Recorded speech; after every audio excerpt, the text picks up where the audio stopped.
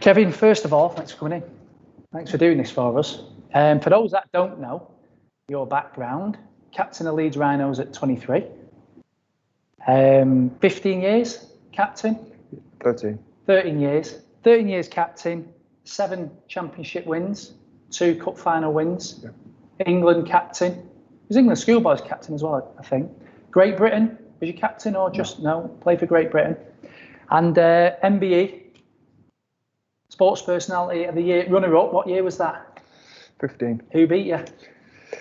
Andy Murray. Andy Murray, Sports Personality Year. Yeah. Could have been worse. Could have been Steve Davis or something. But no, it's you know, I'm really thrilled to have you in today because I've just spoken there about what I think from the outside it's like to generate a consistently winning, excellent, brilliant performance as a team, reliant on its culture. And you did that over 15 years. So was anything I kind of was talking about there that resonated with you? What was it like at the Rhinos? Yeah, absolutely. I kind of just thank you for having me in. I think I've seen firsthand over the last 12 months in particular how this company operates, what it does. You know, a number of people here I've worked closely with, my own finances, we've gone through the R&D stuff at Leeds, so I've got a real understanding. I think we hit it off straight away.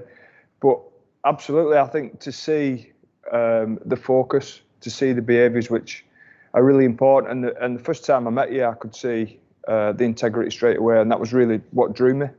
And I think the second one I'd really point out was the innovation. I think it's been really, really refreshing for me. I know Justin mentioned it earlier, but to see a workplace like this that cares as well, but is at the forefront for young people to develop and grow. And when you're comparing sort of business and sport, people think they're very, very different, but there's so many similarities. And you talk a lot about the culture and ultimately you're talking about beliefs and behaviours, and they're so important because the standards you're prepared to walk by are the standards you're prepared to accept. So it's really important. When you went to Leeds, you didn't walk into a winning team.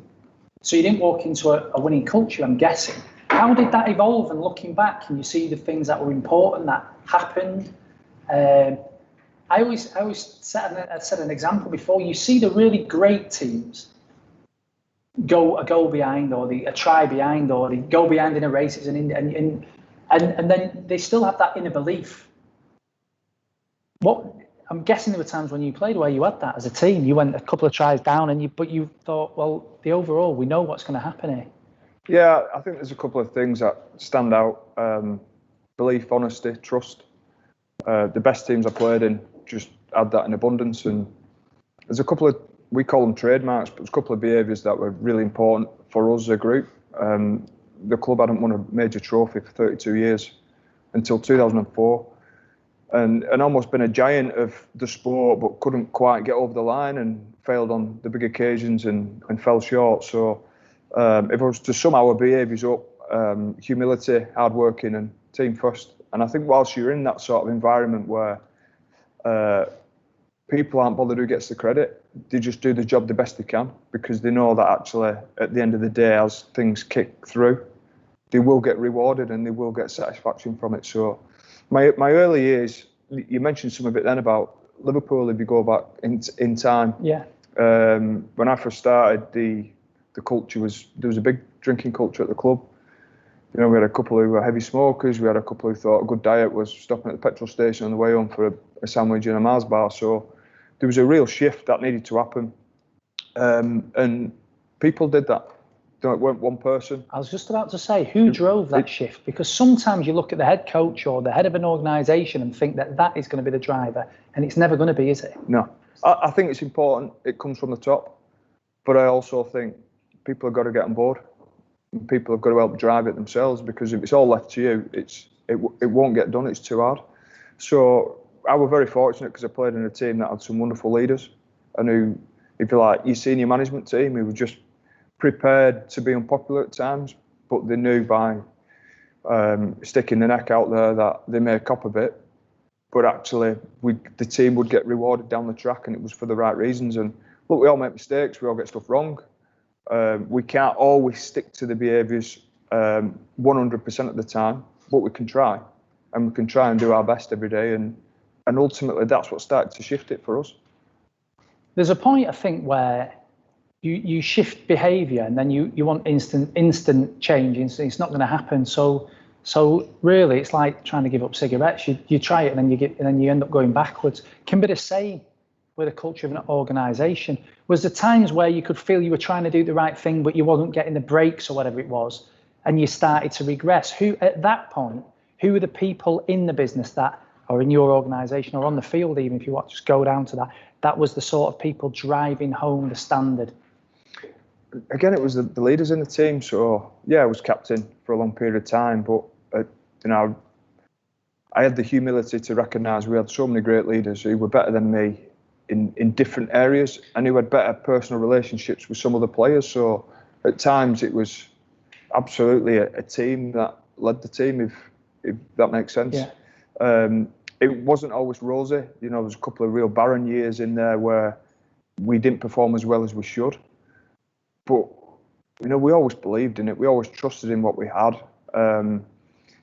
I do think for any culture, it's really important to have a good mix of, and I'd say vitamins and minerals, although there's some that you need a lot of. There's some that you just need a tiny bit. And, we had a couple of rogues within our team. Yeah. And it's important in rugby that you have a couple of those. Yeah.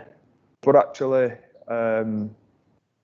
allowing them to live and breathe, but also being able to get them to pull the necks in at time and understand that the team was more important than any individual was crucial for us. Did you see many where they kind of, because one of the things, I want to get across is, and I said before in the book, will tell you, is Michael Jordan, one of the best athletes ever, was a lone warrior. All he was focused on was winning best player. And Kobe Bryant, subsequently at the Lakers, which is featured in the book, was exactly the same. And he had to forego that. So could you see, looking back, players in your team, in your squad, where they started as lone warriors and they upscaled, and how significant a change was that for the overall meaning, if you know what I mean? Yeah, well, I think when you're part of a team, you realise that if it's going to be successful, you got to be prepared to make sacrifices, and sometimes you can really sacrifice yourself and your own role within the team. We certainly had a few Dennis Rodmans who were wild. And who were they? It's probably not fair to say, but that fits back into that vitamins and minerals. And for some of them, they only stayed a short amount of time because they wore people down and they worked their way out the building. But it was interesting. It was really, really enjoyable.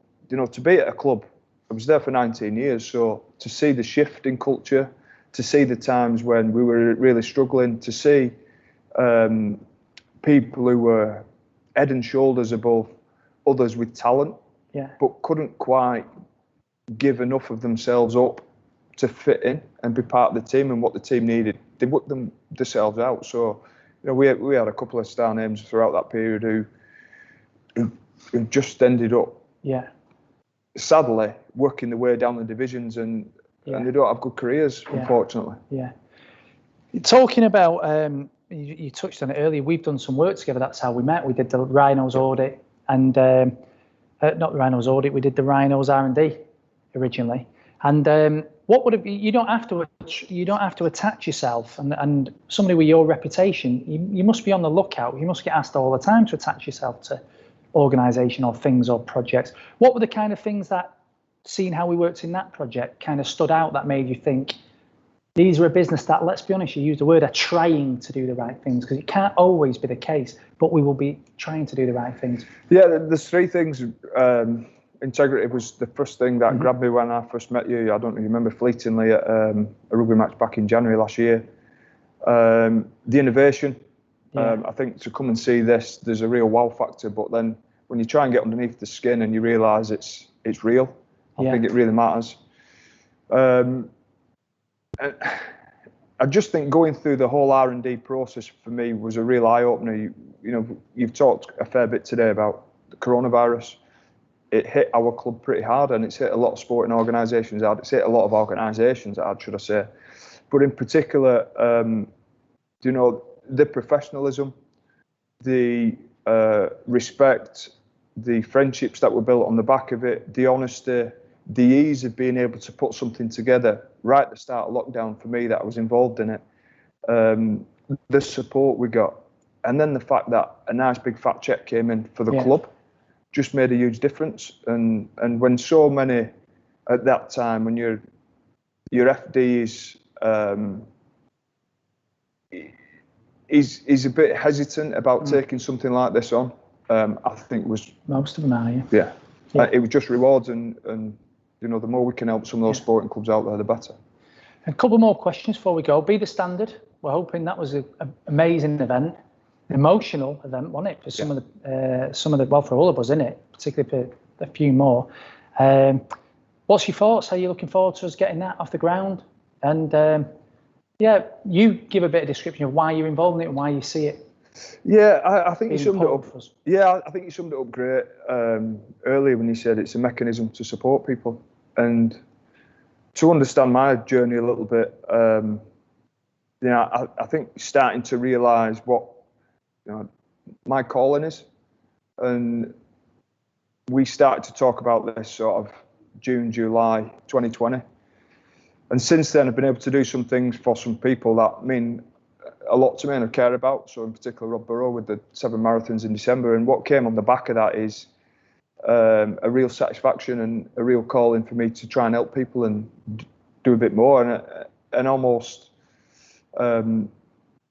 spend a lot of time trying to help people be the best version of themselves. I know it sounds a bit corny, that, but it actually something that gripped me, and it was the best thing I've ever done in my life. So to be a part of something that helps people be better with people I like and people I want to work with is really important to me going forward. But yeah, it's obviously born out of there's a lot of successful people out there that sometimes lose track of what's important, and if we can steer them back on track, it'd be a great thing to do.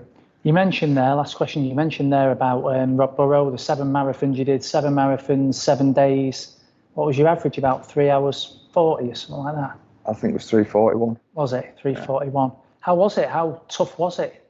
Obviously, Rob, again, people might not know, Rob's got motor neuron disease. There you go. Rob's got that, and he was your teammate, I guess, for the whole 15 years, coming right back to the culture piece we talked about on the pillar before, and that sort of that cultural organisation bit. You played with him all your life, and then he gets this, and I'm guessing you just felt you needed to do something, I guess. And yeah, well, that's probably what brought us together in the first place. The rugby match I referred to at the start was his testimonial with another Sedulo ambassador, Jamie Jones Buchanan. Jamie kindly shared it with Rob, and for those who don't know, those who were struck down with this tragic disease, within 2 years, 50% of people die. So he's staring down the barrel of a really tough journey. He's got 3 kids, all under 9. So that group, our team, probably shows the togetherness and respect we have for each other, that throughout the last 12 months, although it's been lockdown and COVID, we've tried to do our own little bit for him.